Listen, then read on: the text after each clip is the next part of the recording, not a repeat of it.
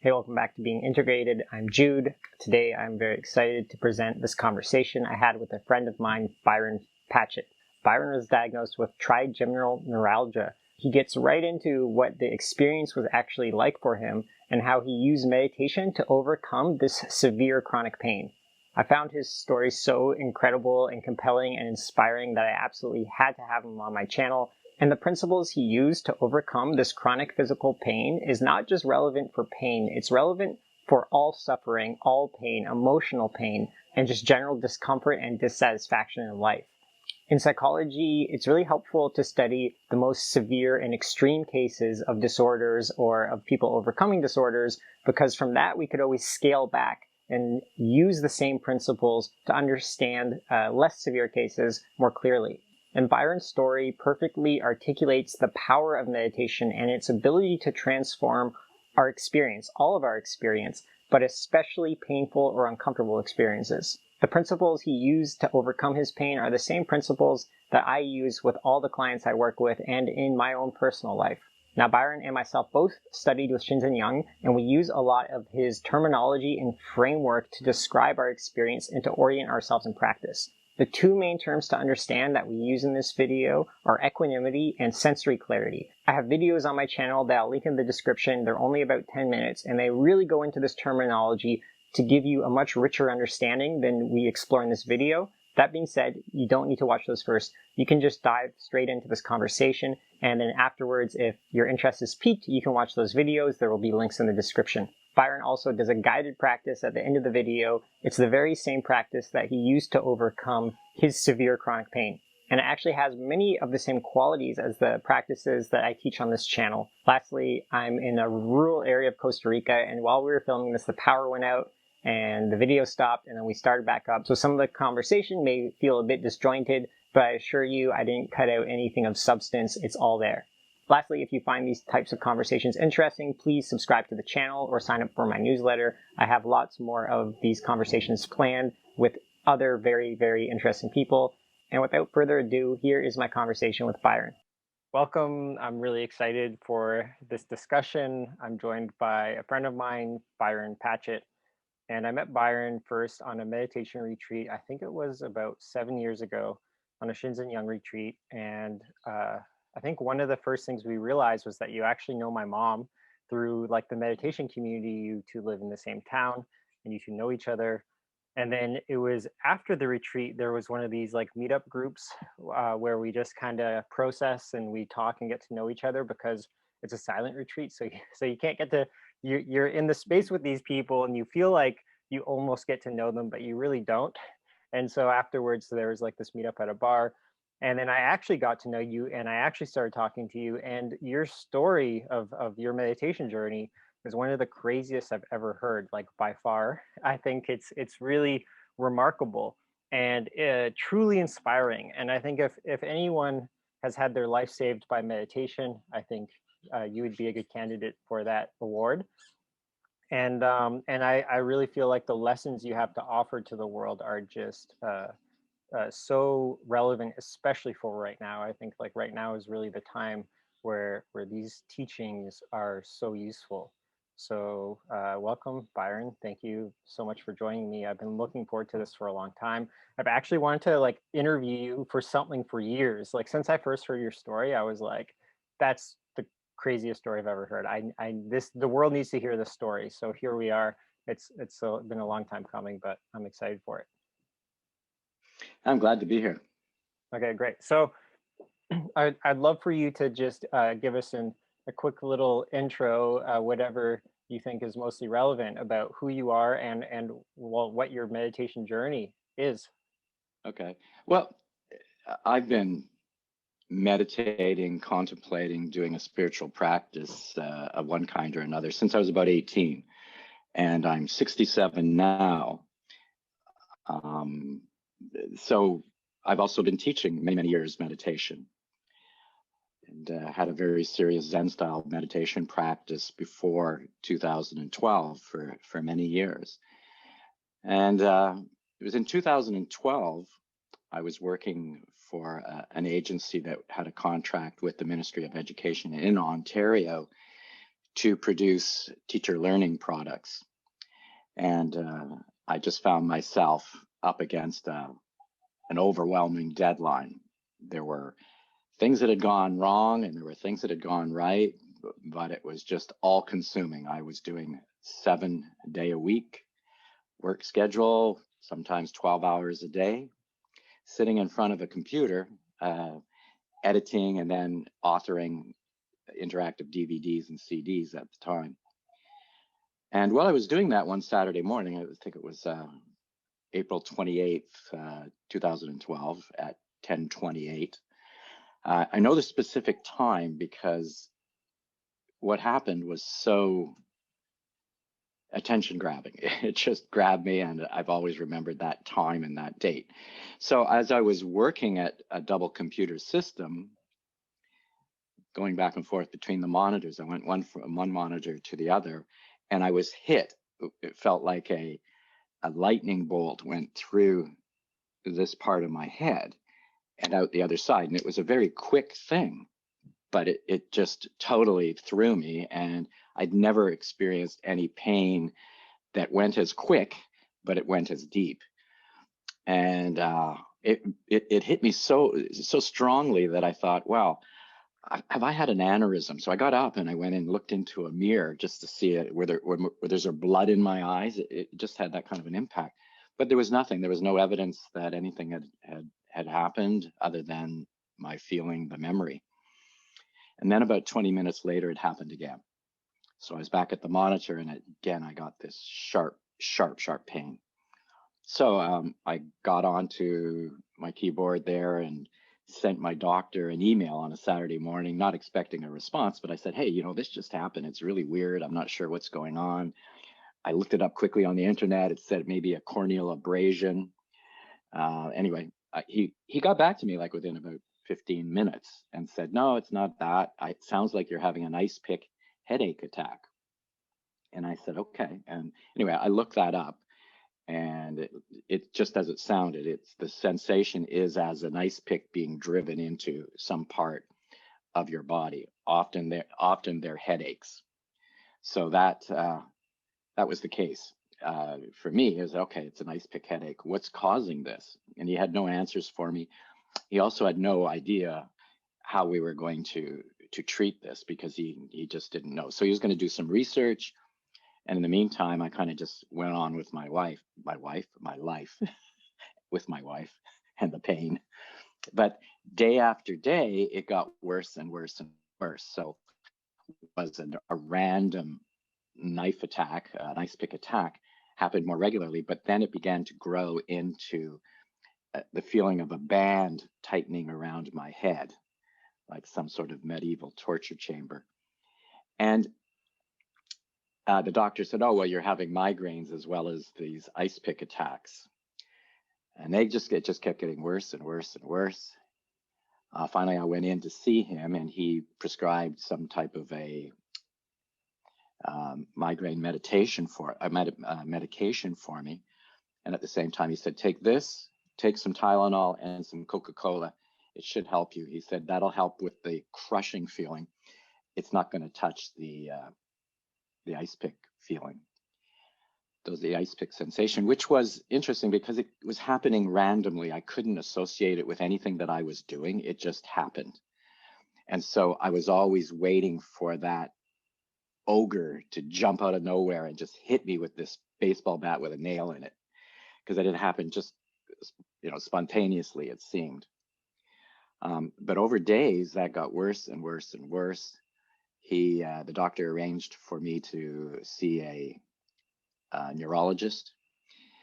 I had, before going to see the neurologist, a very, very bad series of attacks. I was devastated. I was on the floor. They just kept coming, like one stab after another. And Mara was so worried about me. She took me to the hospital. We saw an ER doctor, and he said, well, you're having suicide headaches accompanied with ice pick attacks. So he gave me an anti-inflammatory. They put me on an IV to put fluid back into my body. What was going on for me was, it wasn't just the pain, it was the anxiety, the emotional upset of, what did I do to deserve this? Why is it happening? Is it ever going to stop? Where did it come from? All of those kinds of questions. So emotionally, I was getting very, very worked up as well. And over time, it went from these random ice pick attacks to a series or a number of flavors of pain that included a feeling like all of my teeth were having root canals done on them without freezing. That I would have these, as well as these ice pick, I'd be having hypodermics needles going into my face at different points all the time. I later learned that these various points where this were happening were endpoints for the trigeminal nerve system that we have in our head. But I didn't have that diagnosis at the time that it was something to do with the trigeminal nerve system. It took 2 more neurology appointments and a new neurologist before somebody said, hey, you've got atypical trigeminal neuralgia. And trigeminal neuralgia, of course, trigeminal are the trigeminal nerves that go throughout the head and connect to the spinal cord and to all the various organs that are involved in the head, including the eyes and including the teeth, including the ears. So I would at any time have all of these things happening at once or individually or one after the other. It didn't stop. In typical trigeminal neuralgia, which is also known as the suicide disease, people will talk about how they'll have some sort of a trigger, like they'll bite into something and that'll set it off, or they'll have a bright light or a loud sound or temperature or wind would set it off. Mine was a little bit different. I had never really had a triggering event. Just all of these things began as those ice picks originally, but then they began to develop into something that was continuous. And it just kept going up. You have a pain scale. Sometimes people will say a 1 to 10 pain scale, but I preferred to use something like 100 because it would have this gradient of pain. And it was later, and I'm kind of jumping ahead in the story, but it was later that I learned from Shinzen, whom was a great coach of mine through this time later on in the story. But he said to me, he says, well, look, the good news is that there is a pass out level of pain that you don't go beyond that threshold and then you lose consciousness. So, you've got that. And he was right. He was absolutely right, because there were only a couple of episodes of it actually knocking me out because it was so severe. So I always knew, hey, that's great. I know I can tolerate a certain level of it, and then I'm going to be unconscious. Yeah, okay, that's great.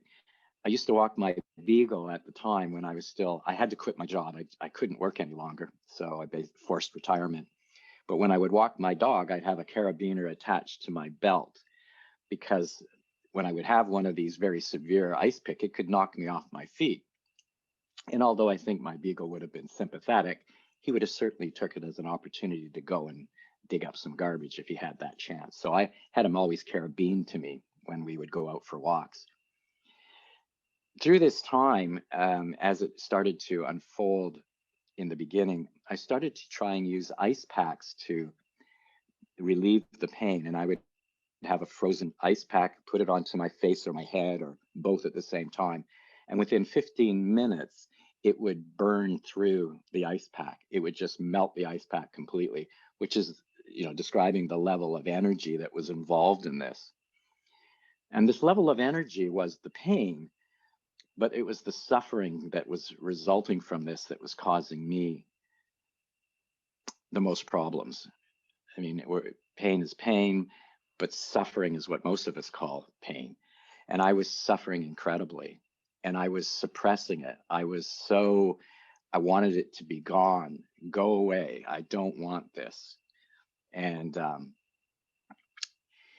it was in the very beginning again that, Mara and I were out for a walk, my wife, and I had one of these attacks happen while we were walking. And I said, I don't know what I'm going to do with this. I said, I think I'm just going to have to sit and meditate with this. I tried to live the life as that I was always living it, but I couldn't function. I couldn't eat, couldn't sleep, couldn't work for sure. So I said, and she said, yeah, let's, make it a retreat. Just retreat into your practice and let's see what happens. And I hadn't been doing a regular practice up to that point, other than, if somebody were to ask me, how often do you meditate? Even then, I probably would have said, well, I'm doing some form all the time. It's not a formal form of meditation, but I'm always aware. I'm always in this place of knowing. And I remember being on a retreat that a friend of mine used to host, and probably still does. Brent Mitten used to do these Zen style retreats. Who was my therapist and for years, and I trained with him at his therapy school. So that's another connection that we have. Yeah, and as you know, Brent's a wonderful guy, and so anyway, on one of these retreats, I'd been sitting. I don't know. I lost count of how many retreats I did at his Zen center. I think it was called Bad Horse Zendo. I don't remember how many, but I do remember that I got to a point with each retreat where the pain that can be involved in doing a very serious still practice initially would fade away completely. Like it would just disappear altogether. When I would come sort of back into functioning in the Zendo in a physical way, that pain would come back, but there was always this sort of dance with it as I moved into stillness. And we were doing basically, or at least I was, a shikantaza type of practice, just basically just sit. There's no instruction other than to just sit and kind of find one's way there. And after a while of doing that, this very clear voice within me said, okay, so you got this. Now you need to be able to bring this to the street, bring it to the street. And at first I literally thought that meant, right, I'm going to take my bench and sit on a corner, maybe, young and Dundas. And, but it wasn't about that. It was really about sitting in a formal practice is one form of what we do, but it's being able to kind of maintain that all the time. So I had a very strong practice, and I had a very calm way of being. And in fact, people liked working with me, liked interacting with me, because I brought that kind of stillness to wherever I was. But I knew this experience shook me. I wasn't doing formal meditation at the time. I was just sort of always, when I was aware of where I was in this place, I'd be here and it was all great. But this just shook me so much that the first time I sat on a bench for a long time after I agreed with Mara that, yeah, I'll make this a retreat. I set up a bench, a wooden bench in my bedroom, and I sat down on that bench. And as I sat down, the pain amped up. It just went through the roof. So all of those things were firing at the same time. Root canals, stabbing pains, electrical shocks. I had this one, which if I ever get the book finished, is called Meditating with a Lightning Bolt, because literally it feels like lightning, electrical shocks are coming up my eyeballs. And it's all very horrific sounding. And I grew to not mind it at all. It's where this story will eventually get to.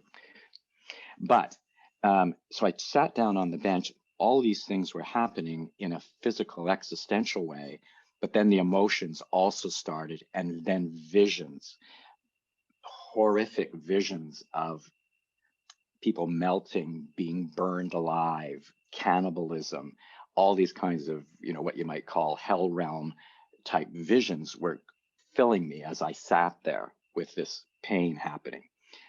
And then it culminated after about, 40 minutes. I'm weeping. I just uncontrollably weeping.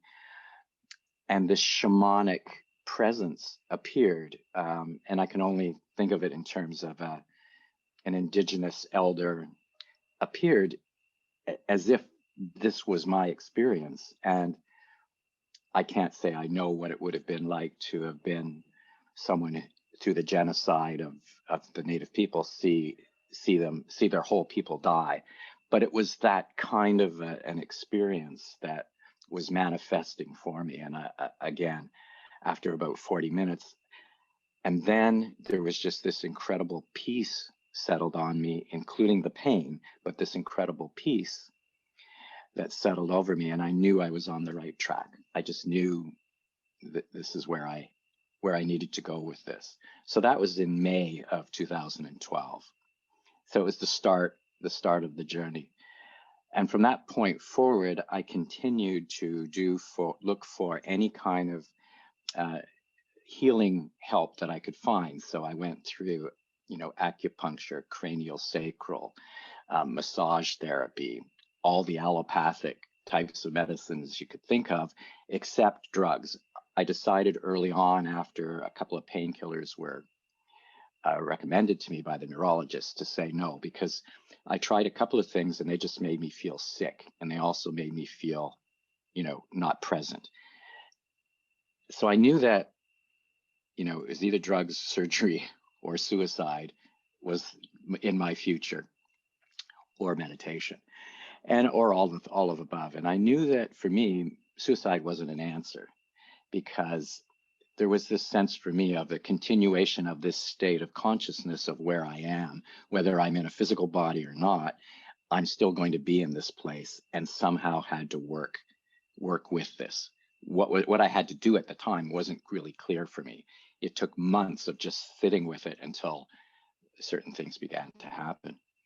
So as I was moving through all of these treatments, and Mara was making sure that I ate, I was sitting for up to 20 hours a day.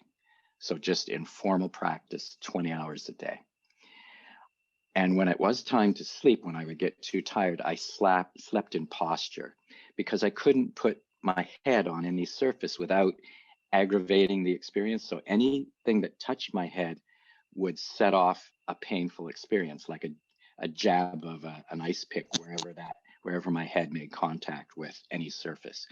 So I would just sort of sit like this and then let my chin fall down onto my chest and grab some sleep if I could. At that time, though, the attacks would follow me into my dreams. So it would instantly wake me back up. So there was this constant in and out of REM, being pulled out of REM with a jab or a burn. So at times it feels like a burning experience where I'm too close to the flame and my skin starts to bubble. It can be very, very excruciating in that way, in a burning way.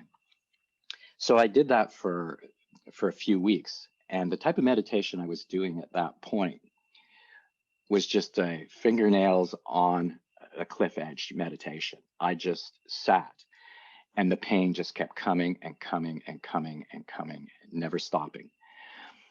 And what I started to do, and I just was letting whatever I needed to do happen. And don't get me wrong, this isn't a story of courage at the point, because I would be withering on the floor at times, just crying and it takes me back to talk about it this way. But yeah, I would just be on the floor rolling, and in pain, and then get back up onto the bench and sit again. But what I began to do was to put my attention into just one of the pain that was happening at the time. And as I would pour attention into it, it would go poof. But there were still 40 other ones that were active. But I did that constantly, moment to moment, each one, letting it go, concentrating totally into it. And I'd gotten that hint to do that from a cranial sacral practitioner who said, oh, just put your attention into it and da da da da. Later, I learned that's not exactly what she was telling me to do. But I was doing that, because when I later told her months later what I had been doing, she's saying, oh, you shouldn't do that. That's just going to make it more intense. I thought, oh, yeah, all right, okay. It did make it more intense. So moving from there, after a while, I began to kind of seek out help externally. And I was looking at John Kabat-Zinn,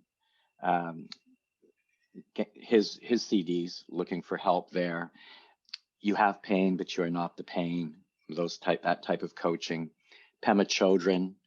I was listening to a lot of Pema Chodron's type of stuff, and then also a bit of the Vietnamese Zen master Thich Nhat Hanh. Thich Nhat Hanh.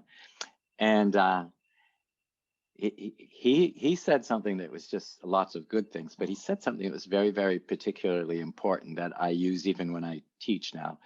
And that was, you have to recognize these sensory experiences as they're coming up, in this case, painful sensory experiences, and then greet them with love. And in the beginning, it was like, oh yeah, sure. But so when pain would come up, I'd say, pain, dear one, I know you're there and I'm here for you.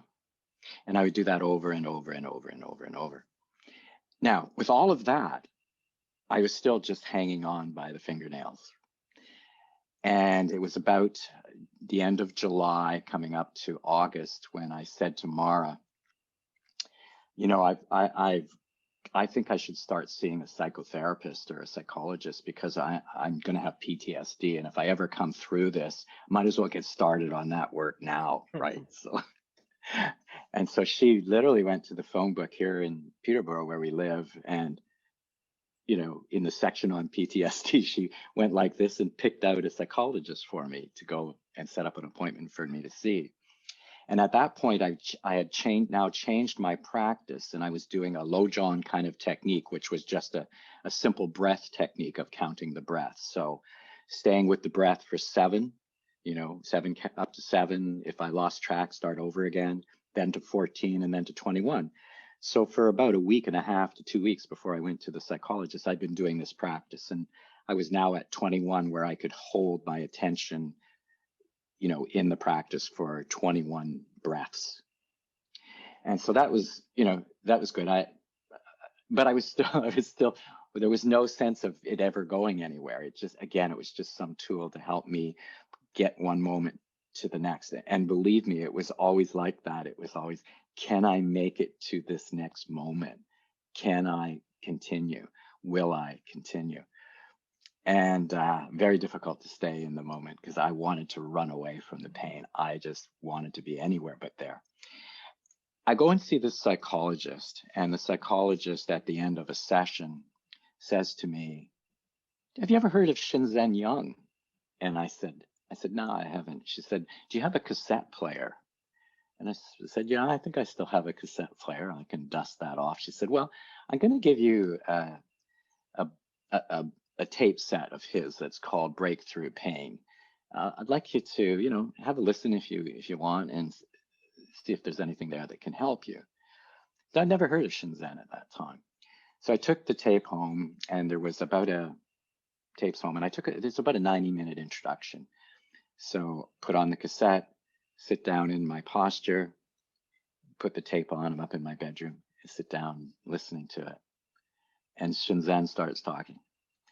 Now, this was now 2012, but this was Shinzen around 1997. So it was a 1997 version of Shinzen. So anybody who knows Shinzen will know that there are different iterations of him as he's evolved and the practice has evolved, and all of us have evolved. It's sort of a practice for the time. But this was recorded in 1997.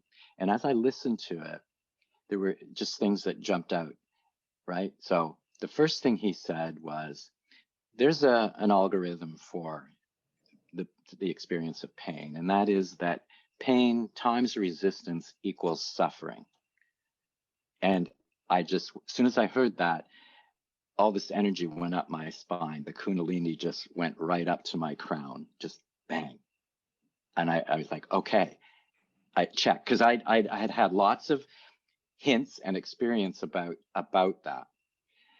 And then he went on to explain, saying that zero resistance times any amount of pain equals equanimity, equals an end to suffering. It's like, okay. And also pain experienced with equanimity. And equanimity in this case, he's talking about experiencing a sensory experience without pushing or pulling it. No push, no pull. Mm. And so so experiencing pain with equanimity is purification. And I understood that because I've been burning off so much stuff over the last few months that anything that I could do to speed up that process. And just hold there for a minute, because let's go back like 10 years in my life before that, when I said, to the universe, to the cosmos, hey, what can I do to help? I've plateaued here in my development, I think. So what more could I do to help? Be careful what you ask for. So anyway, which interestingly, a story that goes with that is very quickly, I had been looking for a new mantra back then. And so something popped into my head. And this was probably 20 years ago, not 10, but much longer. But up in my head, the term bodhisattva was placed, right? And I went, yeah, bodhisattva. I don't know if that's a mantra that I really want. Like bodhisattva, it's a bit of a mouthful. And bodhisattva, bodhisattva, bodhisattva. I don't know if I want to be dedicated to the awakening of all beings until all beings are awakened, in all of the end of all suffering. That sounds like a long time. But anyway, I kept rolling it in my head for a while. And then I sat down one day on the subway going to work, and it was crowded, and I was just sitting there going, bodhisattva, I don't know, bodhisattva. And a woman sits down beside me, and she had an armful of books, so imagine she was a student. She sat down beside me, bang, and I'm, bodhisattva, bodhisattva. I said, I don't know. And then she opens up her books, and she's got a notebook, and she's got a textbook and a highlighter, and she said, and I just look over at her, and she puts the highlighter down in her book and underlines bodhisattva in her book. And I went, okay, all right, that's something I can't ignore. Right. I got to sort of pay attention to that. So just for those that don't know, the bodhisattva vow is somebody who vows to, this is in the Buddhist kind of perspective where they believe in this reincarnation and multiple lives, and you vow to keep coming back to help all beings awaken. And that you are putting all beings, their awakening above your own. Yes, exactly. Careful what you sign up for, right? At any rate, so coming back into the story, so with those two things, I was like, wow, yeah, this ran there, put on pause and said to Mara, I said, yeah, you won't believe what Shinzen just said. In 1997, but I didn't know that. I said, this is what he just said. And Mara's like she was such a strong force in keeping me alive and keeping me sane. And she said, anything that's going to help, yeah, I'm all for it. Now, I'd sat on a meditation bench beside her day after day as she worked in her office. She didn't leave me. I would just sit there and meditate all day with her and the dog. When she had to go out to walk the dog, she was always nervous that she'd come back and I'd be gone off onto an ice floe or something, right? But anyway, she was just rock solid. So anyway, I went back upstairs and I listened to the rest of his introduction, and it was just a master's thesis on pain and exactly everything that I was missing in my education around what I was experiencing was presented there. Now, one thing he said is that meditation isn't for everybody in terms of this approach. It's for somebody who everything else isn't going to work or isn't working. So it's sort of the place of last resort. I like to tell people it's a good adjunct to anything else that they might be doing. So if they've been prescribed certain medications and things like that, go with that. But here's something else that'll help support in that process. But I'd made a decision, and I'd had this feeling and intuition that I needed to do this without medication, and that I needed to do it in a way that I was doing it through a practice. That was stubborn on my part, and I don't know that it was necessary, but in the end, it did work for me. So I went back down to Mar and said, I'm going to go to sleep. I'm going to lie down on my bed. I'm going to go to sleep and take this with me and see. So I go up and I lie down on my bed. And I remember what I said about contact with my head. So I said, whatever happens, happens. I am providing, I'm not resisting anything at this point. I'm not. So yes, I would be. There's subtle and subtler layers of resistance, but consciously, no resistance. I surrendered, I surrender, I surrender. And I laid down. And very quickly, as the pain is going and I'm getting knife pains in the head, there's a little tingly feeling that starts at my toes, just this pleasant feeling. Now imagine you've had 12 weeks of excruciating, unending pain, and there's some pleasant thing that starts to happen at your toe. It's like, I want a vacation there. That's where I want to be.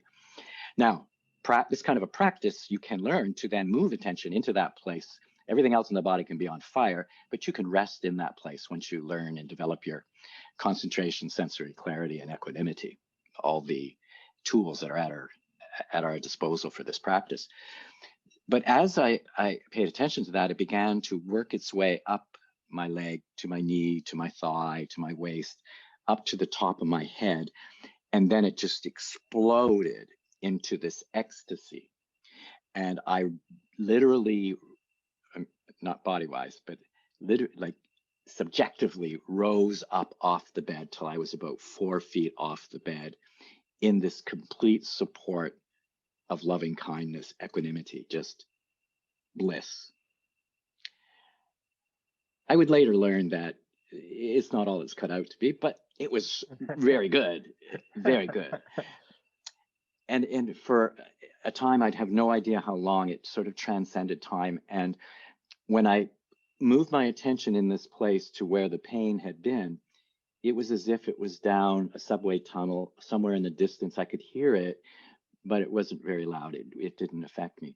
But then as I started to come back into the body, and I started to settle into the body on the bed, the pain came back in, and the level of the pain was exactly the same. But my whole relationship had changed to that pain. And I said out loud, I said, I can't believe this just happened. I can't believe it. And it did it again, started exactly the same way and gave me a second experience of it. And it was sort of like, the carrot. It's like, this is what's here. This is what's here. And I never got back into exactly that same place in the same way. But there were times later that was a space that I was in all the time. And it became the usual. So having that ecstatic feeling was the norm at times. And so it was nothing special. It was really ordinary. And it wasn't something that I wanted to hold on to, because the other part of the formula was that pain times resistance equals suffering. Pleasure times grasping also equals suffering.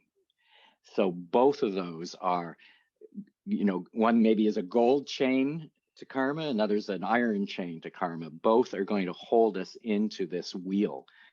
And as you mentioned earlier in Buddhism, they would talk about a wheel of birth and death, reincarnation. But it's that sense. And I'll say right now too that the teaching that's closest to me and my experience and my practice is Buddhism, but I would not say that I am a Buddhist. But if I say that, is there a coat that I put on for some team, it would be probably the Buddhist team. And at the end of the day, when I sit on the bench or I go to bed, it gets hung in the closet. So anyway, that set me right on the track. And then on that same set of CDs or cassettes, there was guided meditation. So Shinzen takes you through all the different things that one can think about in terms of how to work with pain. And then there were some guided pieces which I transferred over to digital. And then I'd play these over and over and over and over and over and over. And I thought for a guided meditation at the end of this today, Jude, I would do one of those, the one that I did the most. Yeah. And meditation is not the only way of working with this, but it's a good way. And it's these kinds of techniques you have to do. I had to do them thousands of times, over and over and over and over, essentially rewiring my neurological responses to emotion. And like Thich Nhat Hanh would say, loving it, embracing it, welcoming it. And so that began that path of continuously welcoming it.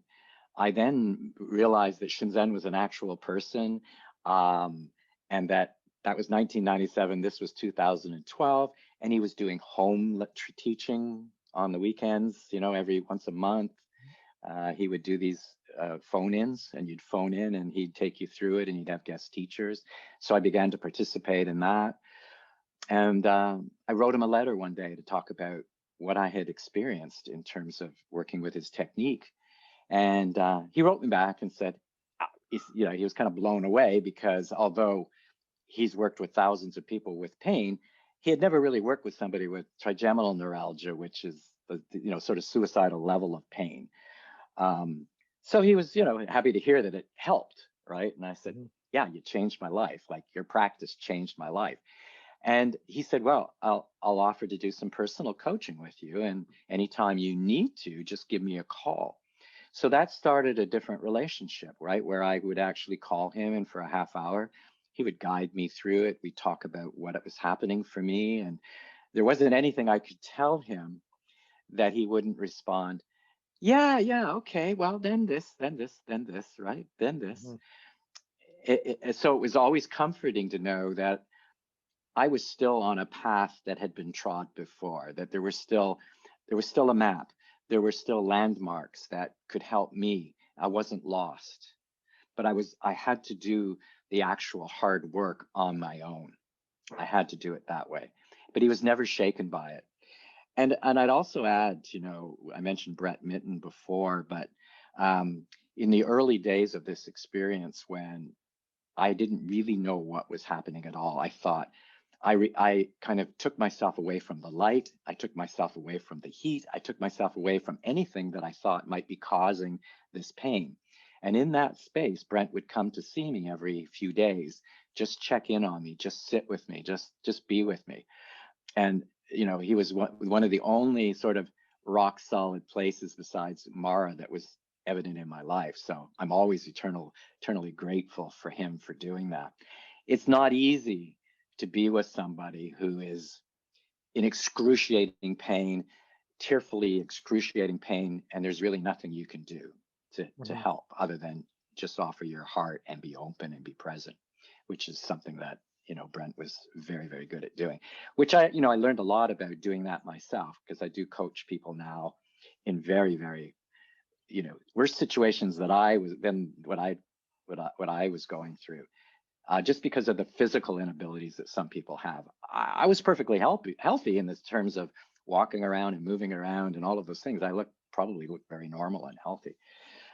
Inside, though, it was a different story. So then from the phone calls, I went to a retreat with Shinzen in 2012. And so I actually got to sit with him with a larger group of people, met Jeff Warren there. Yeah. So that was a very, very good experience. We didn't connect other than to say hello, but later Jeff and I became friends through subsequent retreats and other things that happened. And I've sort of had this community of people that were following, a similar practice in each in their own way. But at that retreat, I had such profound and deep practice experiences in community, and the sense of being contained and bound started to very much loosen for me. And I can remember just being lit up, and I think he recognized it, because I would I'd when he would ask us to do practice and I'd give him feedback, it was like, you know, like these kinds of reports that I was giving. And then he said to me one time, you know, there was this experience of, if I can describe it, it's so one of the practices that is the practice of expansion, contraction, flow. And what he was doing was sort of having us, you know, note that, label that, and experience that, and notice that if it was present. So I began to notice that there was a simultaneous expansion and contraction as I sort of settled into the space. Both were present, and they cancel. There was this canceling, right? And then there would be this canceling, and then there would be this ecstatic flow. There would be this champagne, like a cork coming out of a champagne bottle, right? And he said something very important to me. He said, that's the afterglow. That's the afterglow, right? And I got it. Like, I got what he meant. I knew what he meant, you know, just by taking oneself one fraction back from that source. It's just, there's this complete stillness and emptiness, which is what, in the end, that stillness and emptiness is what I applied to the physical condition. I just allowed that to move and be present, and all the pain would disappear. And then it would come back. Moment after moment, it would come back. But the balance of the emptiness with the balance of the excruciating sensory experience of the pain was a wash. It just was a wash. It was like I was spraying, you know, hot water onto ice, and it was just melting. And that worked for the pain, but it also worked for an experience of what we perceive to be matter, which is really just a solidified kind of energy as we perceive it in whatever number of senses we happen to be using. I did a lot of sensory research on how many senses are there, because what was happening through that practice that I was doing with Shinzen was that I was adding other senses to the list. You know, for example, I was sitting one day, and it was just me at home in my living room, sitting on my bench. My dog was sitting there, and I was sitting just completely in this stillness. And there was this slight vibration on the floor, just a slight vibration. My bench moved a little bit. And then a full-blown see, hear, feel popped into my head. Your neighbor across the street is selling the house. That was the real estate agent pounding in the sign. Now I'm in a room, drapes are closed, everything's closed, and it was only that little vibration. Now I stayed and I finished the practice, but when I got up and looked open the drapes, there was a for sale sign across the road, just freshly pounded in. And that was just sort of the synchronicities compounded from there. I could talk for hours just about all the synchronicities of things that had happened. You know, Brent Mitten, for one, was a student of, it was then student of, Philip Kapleau, Sasashi Kapleau. And I met a fellow student of his, like somebody in searching out for a massage therapist. Anyway, it was just one thing, it just unbelievably, one thing after another began to connect. It took the working with Shinzen and then some other physio type of work to finally get a sense that there was something I could do with this, and that it started to be manageable. That first retreat that I was on, I was really full of myself in the sense of, yes, you know, yes, this is amazing. La, la, la, la, la. It's not that I figured I discovered someone no one else had ever discovered, but again, it was just that contrast between hell, which I've now learned to embrace, but there it was a place I didn't want to be. It was such a contrast. But then on the last day of the last sit, I'm sitting in the Zendo, you know, good posture, sitting there. And I remember, because I had eyes closed, but I had to open my eyes when this happened. But to my right, Jeff was sitting there, Warren. He never knew what had happened, but he was sitting there, right? So I'm sitting there, and all of a sudden, just in the middle of my practice, that one of those lightning bolts came out of my right eye. Just, it felt like my eye had been torn out of the socket and stretched out and then fried. It was just that kind of, and it's like, you know, and I was like, okay, you know, I'm not safe yet. Like I was starting to feel like I'm safe. Mm-hmm. No, I was not safe yet. Mm-hmm. And so it was a lot more work that was involved. It wasn't so much about feeling safe because there is no safety, but Mm-hmm. but that feeling of needing to feel safe disappeared over time. But when that happened to me, I immediately got up from my bench and grabbed my bench and went over against the wall and just had the wall at my back, sort of like, okay, I feel a little bit safer now with the wall at my back, because I still felt like I was being attacked. I could be attacked at any moment by this. But by May of 2013, I had gotten to a place where I actually couldn't go back to my old job because that was way too stressful. But I went back in to work as a film technician. And the first job back, I worked on a movie called Pompeii. So that was May of 2013. And that's what I've been doing ever since, is that I've been doing film and working as a technician, but also, you know, whenever I can, working with other people who are in a lot of pain. And there's so many great anecdotes that come up around that. For me, one of my favorite is that I was working on Pompeii. We had finished the movie and we're kind of packing up the shop. And there was this table that must have weighed about 300, 400 pounds. It was an iron table. And I was trying to get one end of it up and push a dolly underneath, right? And this guy comes up to me, Rupert is his name. And Rupert says, "Hey, yeah, let me give me a hand." And Rupert's like 6'4". He's a gangly guy, but very, very strong, right? And he was saying as if, you know, hey, little man, let me help you here, right? So anyway, he picks up an end of it, and I start to slide the dolly under, and he loses it. He loses his grip, and the table falls onto my thumb. And as it falls onto my thumb, I just managed to get it so it didn't get completely squished, but it hurt, right? And I'm looking at it, and it's just doing what a crushed thumb does, right? It goes woof, woof, woof. And as I'm doing that, I just totally did pain, dear one. And it went woof, woof, and gone, right? Just gone. Now I could still feel it, but there wasn't that solidness of it. It was just there, right? Mm-hmm. Now, that all happened in a matter of 5 or 6 seconds. Like, it was very, very quick. So much so he didn't even know that he dropped the table on me. So later that same day, we're doing something else, and he looks over and he sees my thumb, because by then it had gone black. So the practice didn't help that, right? So my thumb's all black. And he goes, what'd you do to your thumb? I said, "Oh, well, you dropped the table on it." He goes, "What?"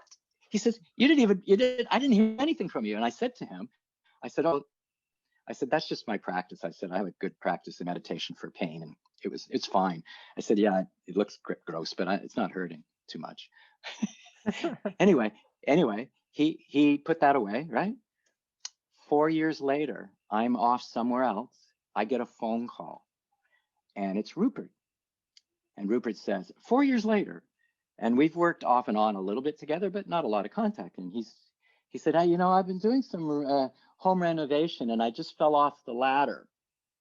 And yeah, and I think the bone's kind of protruding from my arm a little bit. I've definitely fractured it." And I said, "Whoa, what are you calling me for? Have you called 911? He said, yeah, the ambulance is on the way." He said, "But I need a little coaching because the pain is really, really bad. What can I do?" Yeah. So for a couple of minutes, I coached him on what he could do with that pain. And then he sort of said, "Yeah, okay, the paramedics are here. Thanks." and he hung up. And it's just been one thing after another. So it helped him, though. It helped him in that moment. It helped him in that moment. Right. Maybe just being with him helped, but right. No, I was able to give him, because it's that thing about resistance, embracing. When you can't run away from that pain, you actually find you can go into it.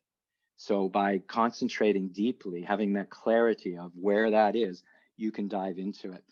And physical pain is actually, for me and many others, easier to work with because you actually can, you usually know where it is, right? So the ability to concentrate and bring clarity to it, and then equanimity is quick. It can be quick. I mean, quick with lots of practice. Emotional is a little bit more ephemeral, you know. It's like it can be everywhere and nowhere. And how do you find depression? Where is that? Anger, sadness, grief, where are they? Now, you get general zones, and as you get better at recognizing that and getting more sensory clarity, you do know where it's arising from. You can actually tell, you know, you can sort of taste the neurochemicals, you can taste the hormones, you know what's going on, right? You can do that more and more. Yeah, and this is, I mean, so, you know, I'm a therapist, and this is mainly my approach to working with people, is finding where where they are in pain or discomfort, usually emotionally, usually it's very repressed, and then finding like layer by layer the ways in, right? Because like anxiety is like this superficial like resistance often to a feeling, and then underneath that feeling there may be anger, and then underneath that there may be a feeling of inadequacy, and underneath that there's sadness, and it's just like a layer by layer going in and opening to each one and being with each one, and finding the ways to kind of express them and whatnot. And that's really what this, you know, YouTube channel is dedicated to, is to giving people the tools to do this on their own. And I'll just mention that, you know, you use words like equanimity and sensory clarity, and I have a few videos on those on the channel I'll put in the description, so people can get a more thorough introduction to those concepts. The videos are just like 10 minutes, and they really do kind of draw out what we're talking about in these instances. And of course, Shinzen Young is, this all comes from Shinzen, right? And well, of course, it comes, you know, originally from the Buddha, and maybe even people before the Buddha. But it really, it's, I'll put a lot of resources down there, but it's really like the whole idea of the channel, and really what you're doing is trying to give people these tools to cope in their lives. And I think that, you know, this talk is about chronic pain, but this is really this principle applies to every experience we have in life, every difficulty.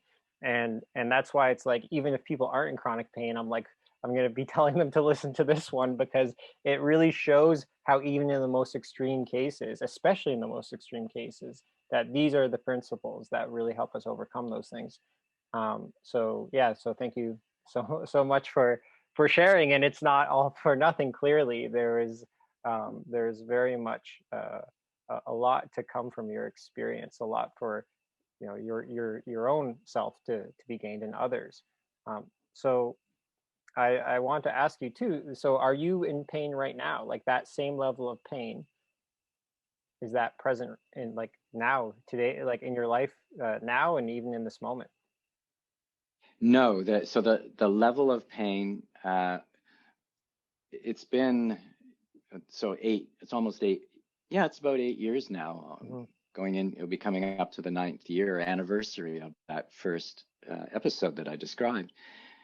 And it's a continuum of slowly deaccelerating. There's been waves, but for the most part, it's just calming out, which now, if I actually sit down, like, so if I was to sit down now and do any type of a formal practice, and I have through this pandemic particularly tuned into, you know, different friends who are doing meditations, and I've had a great time sitting with Jeff at times, you know, and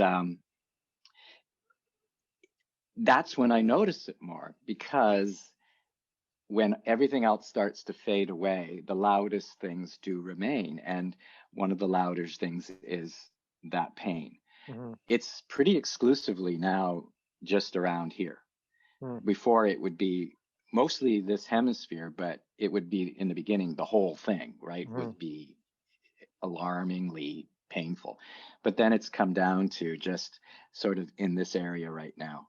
So the trigeminal are connected to the occipital nerves, and now and then it gets somewhat intense, but nowhere. I mean, it doesn't even take my breath away. Like, it's nothing. I mean, I had a tooth extracted without painkiller. I mean, I haven't taken a painkiller aspirin in 8 years. Like, I haven't needed to, because the pain experience is just a flow of energy for me. I just anywhere that it comes up, and I know that number one, it's a signal that something needs to have attention paid to it, and that could be real or it could be imagined. It could be, some psychosomatic relationship but that still needs to be paid attention to. So I always pay attention, but I don't have to go into a suffering version of any of the stories that start to arise. I can be equanimous pretty much right away, and that's all coming out of practice. So the answer,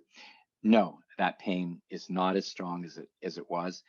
I would say there's pain always present, but it doesn't even register in terms of a discomfort. It's just pain. One thing I didn't mention, which was one of the wilder things that I learned, was, how we do the concentration, sensory clarity, and equanimity. And there's long definitions of Shinzen's way of describing what those are and how they develop and all of that. But it was, doing the concentration on the slowing down of time. Like if you've been in a car accident and your concentration's put into the fore, right? It's just right there. Everything slows down, and if you're with it, you can move accordingly, and that happened to me. I was in an accident and I was able to adjust everything. My Mustang flipped 3 times, but everything was in slow motion, and I was able to just do what I needed to do. It was a weird experience. But during this experience of the trigeminal neuralgia, those ice pick attacks are like, waiting for the shoe to drop. It's like a water torture. I just never knew when it was going to happen. And then it would happen quickly and be gone. I couldn't even track it. But over time, and I don't know if I told you the story of Bobby Hull. Did I ever tell you that story? The first night that I kind of met you after the meditation retreat, you told me, yeah. So that was, there was a clue there for me on how do you slow down time through concentration. And then I was able, from that point on, it never bothered me again. I always knew why it was happening here. I always knew the story of it. And it was never this mystery again. It was always, I could track the pain as it moved through the nerve. Mm-hmm. Now it still happened in a sec or less than a second. So what is the teaching there, or what is the story?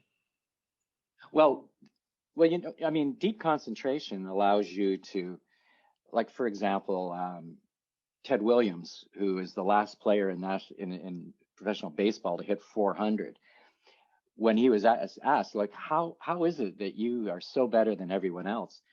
And he said, it's just a matter of being able to see the ball. And he could describe watching the ball as it turned coming towards him. He could see the threads as it was coming towards him.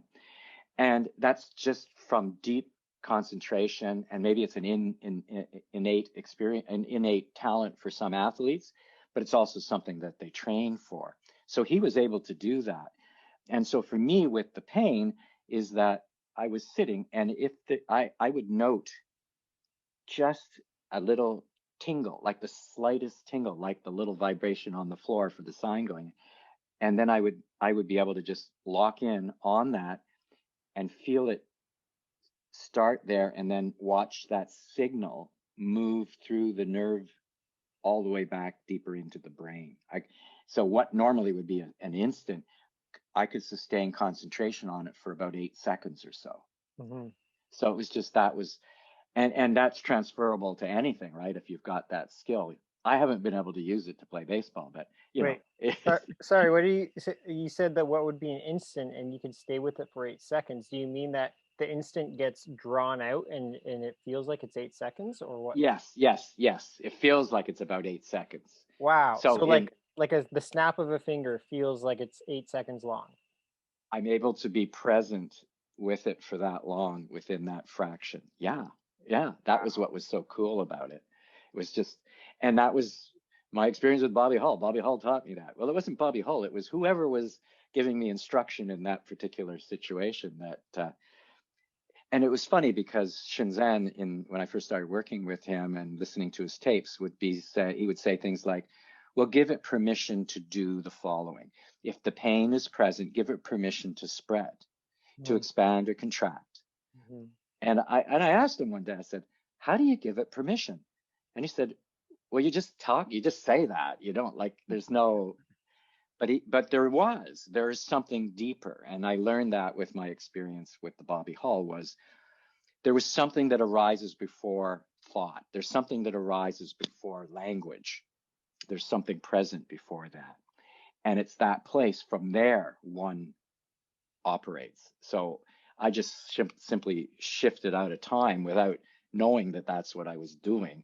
And then time is like sort of like honey dripping, right? It just becomes this slow. So, I mean, have you been able to teach this? Like, have you been able to replicate it? Like, have other people, or is this something? No, it's something that really only came through just like an intense amount of practice.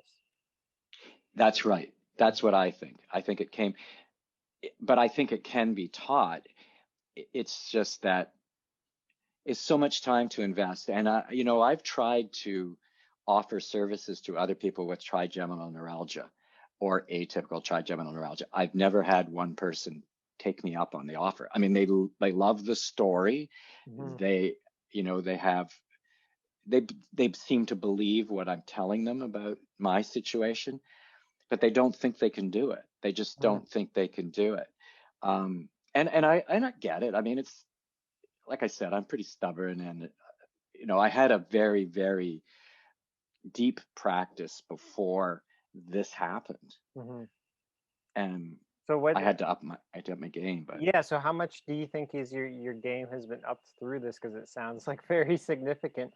The question I was going to ask was along those lines about like, okay, sure, the pain is, like we've been talking about the pain and how the pain is like this marker, right? About it shows you how equanimous you are, how concentrated, how clear. But how else has the depth of meditation that you have cultivated through this experience, how else has that impacted your life other than the pain not really being there?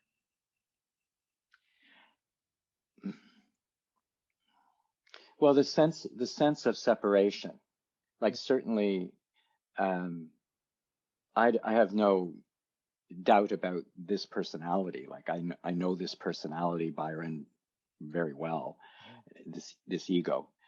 But at the same time, I know how to drop that distinct association to experience a broader sense of no self. So that's so much easier to be in. And in fact, it's sort of the paradox of being samsara and nirvana. They're not two, not one. That's this, but it only is this if I pay attention to it. Like I can easily get caught up in, I'd like a chocolate bar right now. How can I get a chocolate bar? And then that whole story, right? And it can be a equanimous about that, but it's so much more available. It's just so much more available. I don't get captivated as easily and taken away from this sense of no self. I'm not driven quickly. I mean, being in relationship with a partner, in this case, my wife, she's one of the only people that has the ability to turn me into an egoic monster. What was that saying about like you think you're awakened, then go have dinner with your family, right? Yeah, and if you want to really know a guru, talk to their partner. Okay. All right. Yeah, it's very much like that.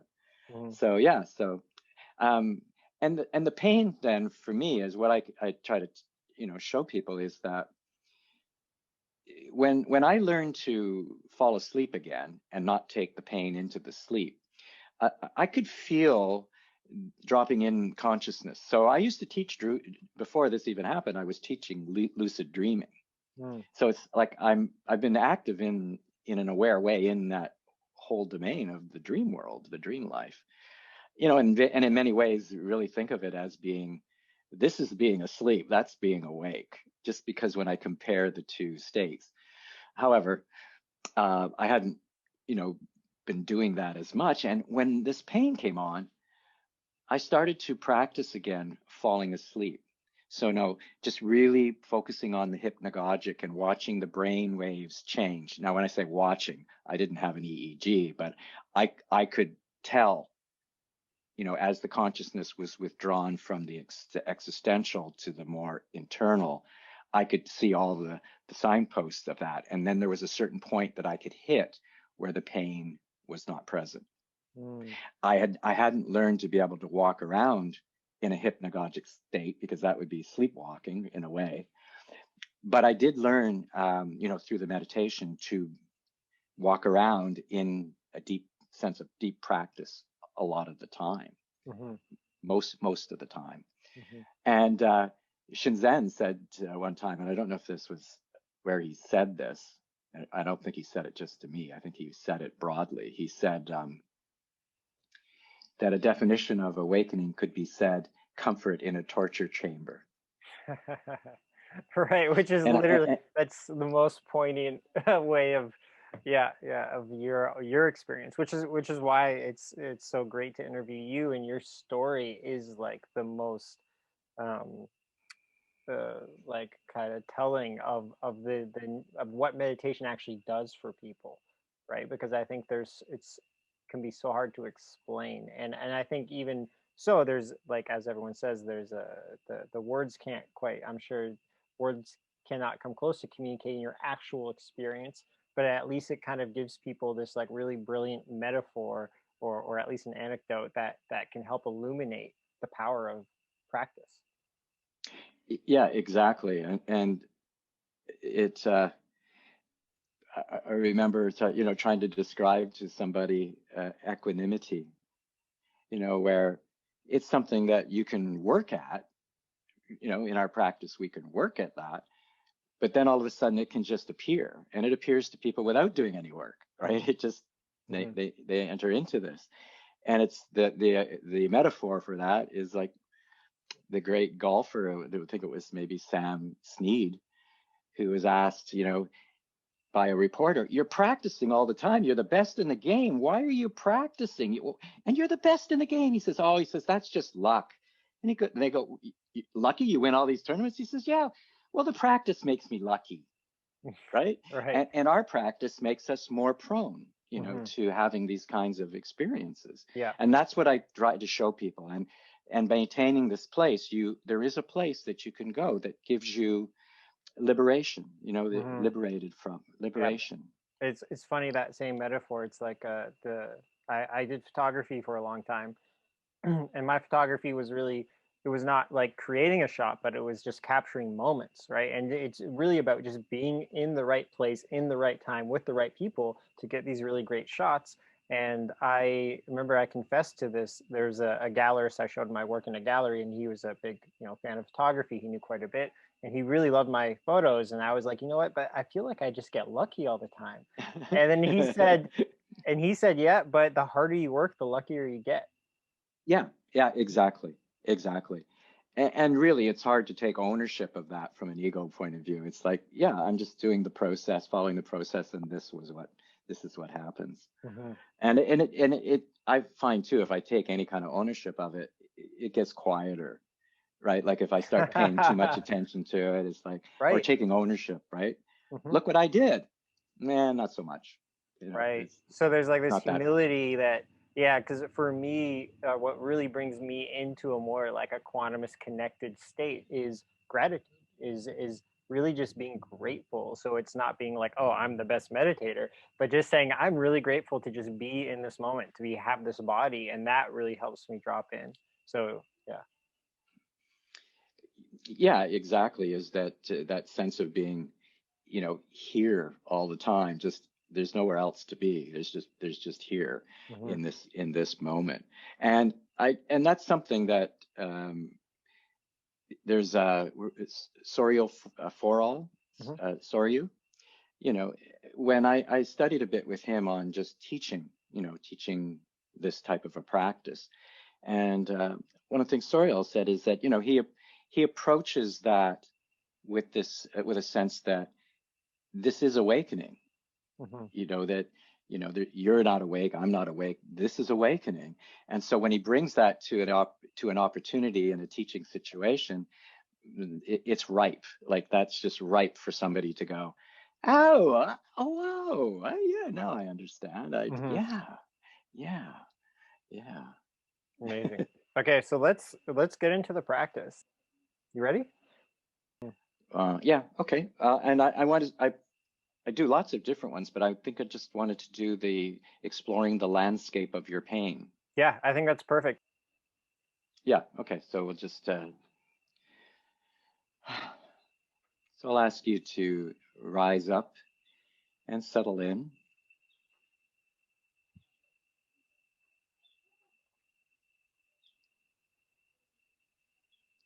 And initially, we're just going to allow our breath to slow down.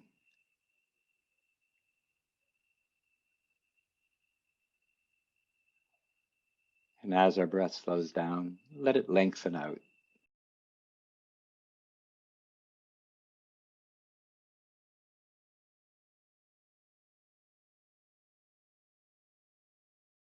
And one way of looking at equanimity is to consider it as absolute rest. An absolute experience of anything is the absolute experience of everything. So just settle down into this still point.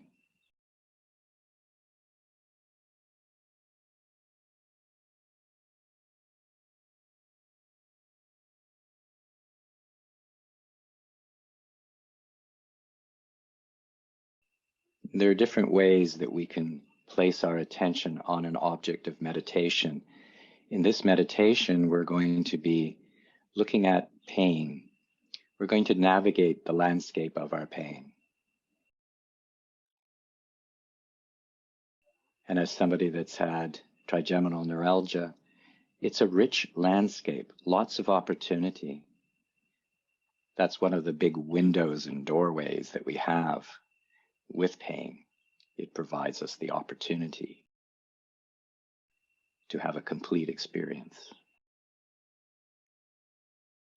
And attention can be thought of as a light upon darkness. It can be thought of as water poured into a dry, muddy, waterless stream. It can be thought of as a bee buzzing around a flower, collecting nectar, accumulating pollen, or a flashlight being shone down into a pond on a moonless night, still surface penetrated with the light. All of these are ways of talking about our attention or using our attention.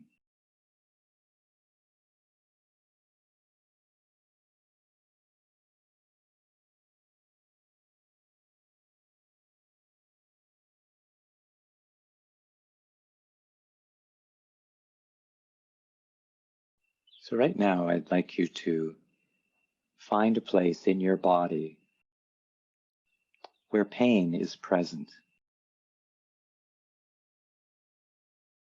It can be subtle. It can be very, very big, but it can also be subtle. And subtle is significant. It helps to strengthen our concentration muscle incredibly. But as you locate that place of pain,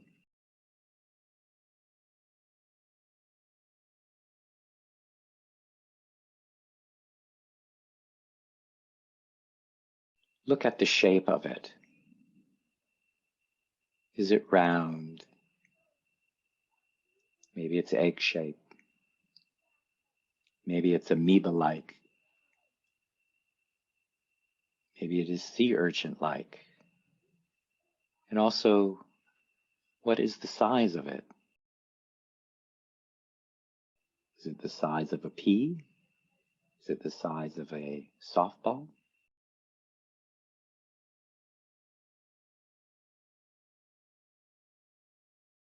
Just take some time right now to just move around the edges of that pain.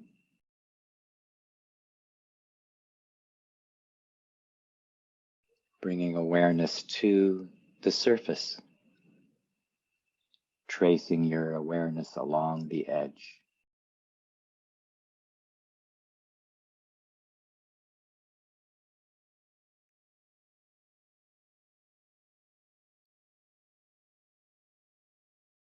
And if you encounter a hard surface to the pain, to that border of pain, let your concentration soften.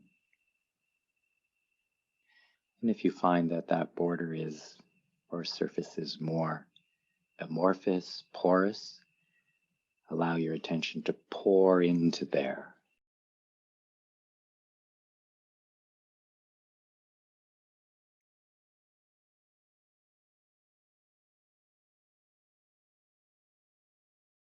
It is important while we do this to have an open heart, to be welcoming to the pain. Ah, pain, dear one, I know you are there and I'm here for you. Ah, pain, dear one, I know you are there and I'm here for you.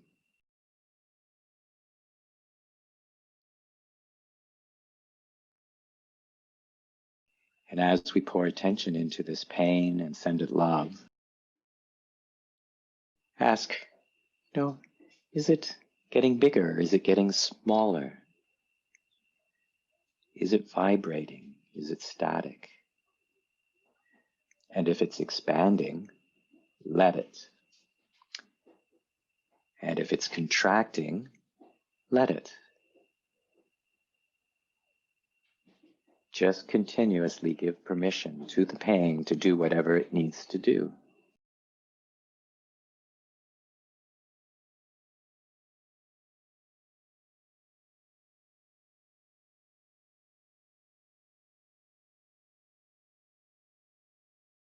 And if the pain disappears, just enjoy the sense of rest. Just rest in the absence of that sensory experience. If it moves, let it. But if it drops away, enjoy that peaceful sense for a little while. And if you've got other areas of pain, you can go and work with those. Pain can have a very broad existence. You may have pain that spreads throughout the body, or you may have multiple areas of pain. Sometimes the very, very deep painful areas are hard to approach. They're just too hot. So you may want to pick out a secondary area and work with it, kind of getting yourself closer to that main area of pain over time, but gently.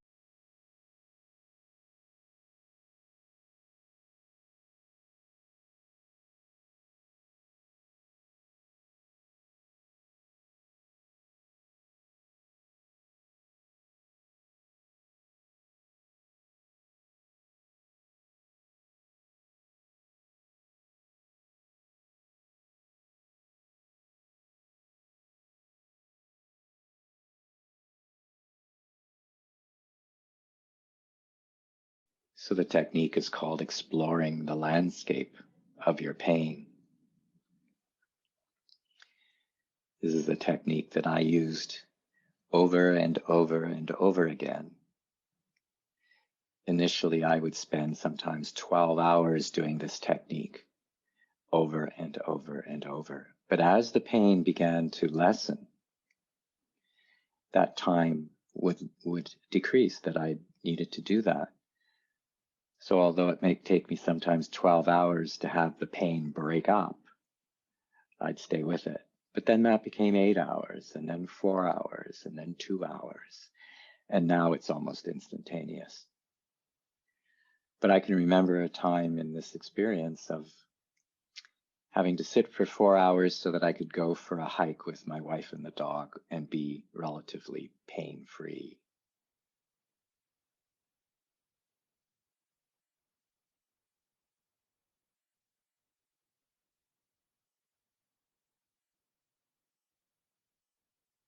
But for me, if I stayed with it, the pain would break up.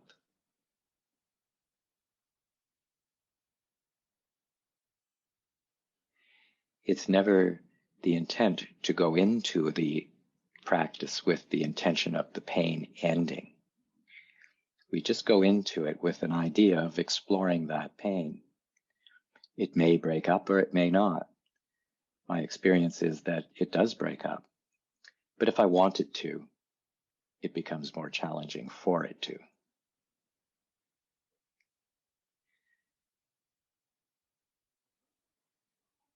So I'm going to bring this to a close by saying a little mantra that I use. I transcend with equanimity the desire for anything to be different than it is right now.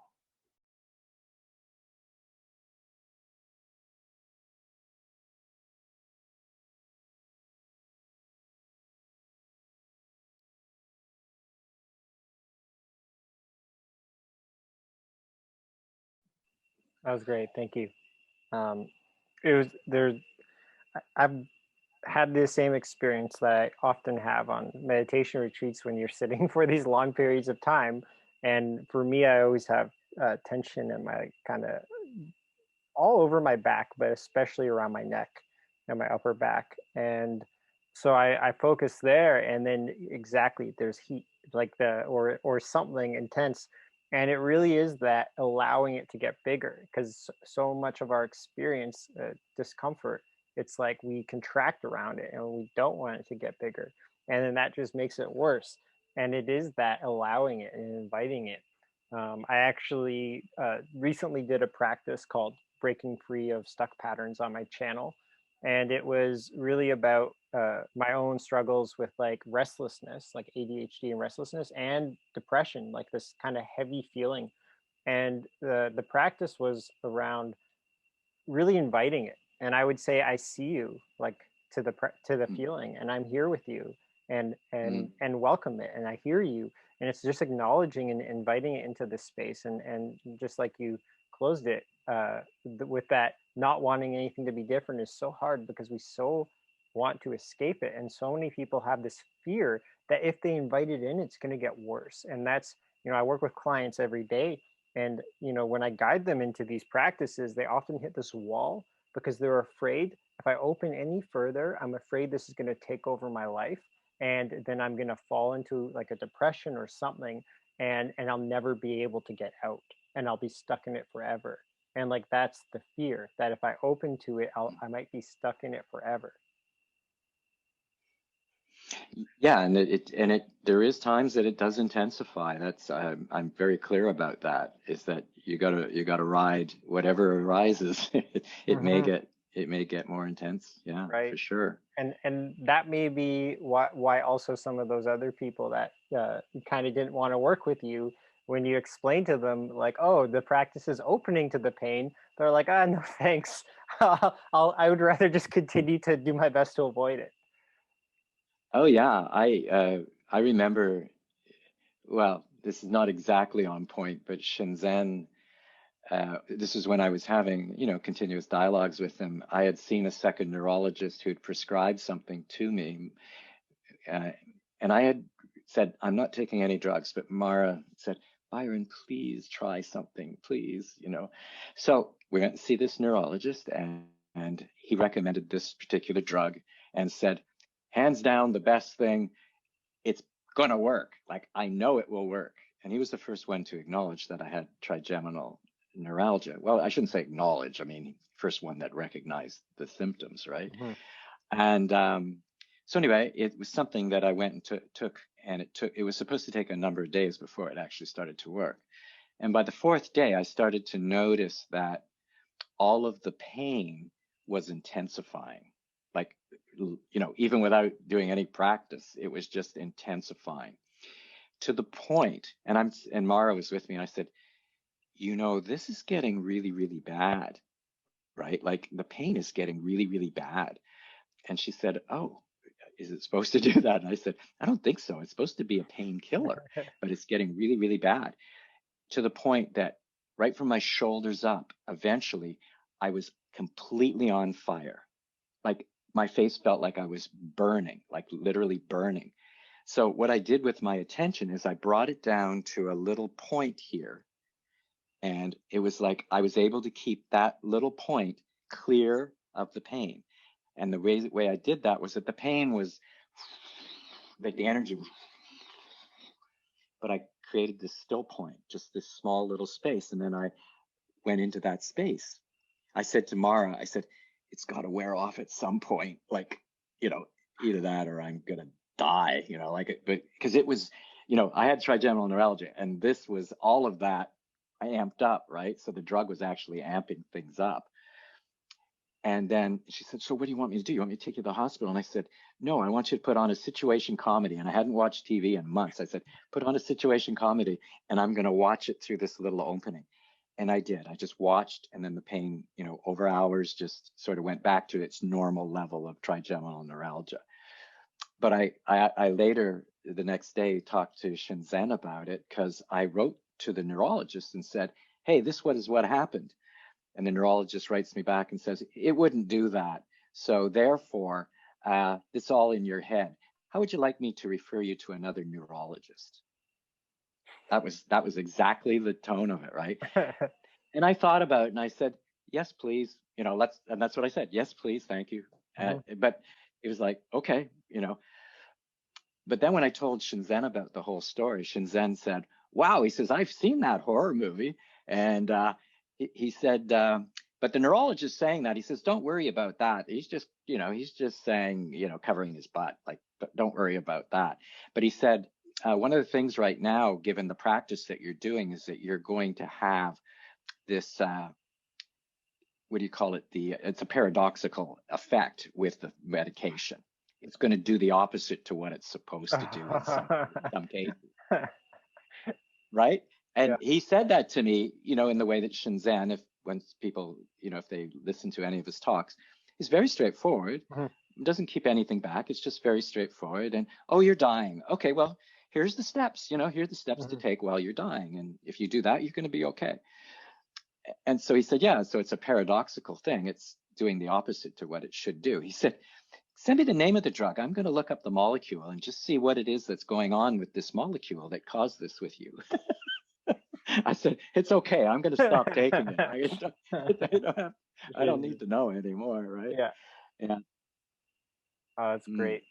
Great. Okay. Well, thank you so much for joining. Honestly, I'm so excited about this conversation, about the world getting to see it, about all the people that can be helped who are, in chronic pain, or just who can really relate to the story of this, that how by our habitual avoidance of things just keeps them stuck, and how we can learn to open. Like, if you can learn to really open and be fully present all the time with that level of pain, I really feel like it gives everybody hope for whatever they're struggling with. So thank you so much.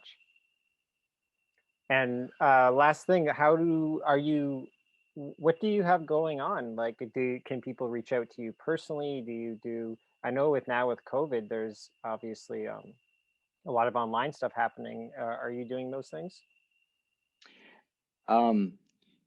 I will be